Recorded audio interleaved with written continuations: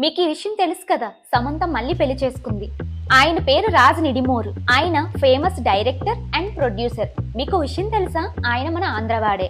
ఆయన సమంతని ఎలా కలిశాడు, వాళ్ళు పెళ్లి వరకు ఎలా వెళ్లారు, ఇంకా ఆయన బ్యాక్గ్రౌండ్ ఏంటి, ఇలాంటి విషయాలు చాలా మాట్లాడుకుందాం. ముందు మన ఛానల్ ని సబ్స్క్రైబ్ చేసుకోండి. రాజ్ నిడిమోరు గారిది తిరుపతి. ఆయనకి కాలేజ్ టైం అప్పటి నుంచి కూడా సినిమాలంటే చాలా పిచ్చి. ఆయనలాగే సినిమా పిచ్చున్న ఒక ఆయనకి కాలేజ్ లో పరిచయం అయ్యాడు. ఆయన పేరే కృష్ణదాసరి కొత్తపల్లి.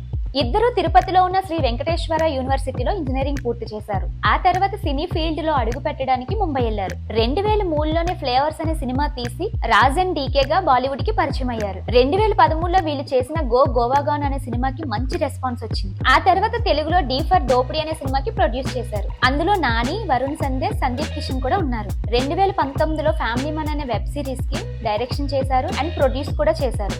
అది ఎంత బాగా హిట్ అయిందో మనందరికీ తెలుసు. ఆ తర్వాత సీజన్ 2 స్టార్ట్ చేశారు. అందులోకి సమంత వచ్చింది.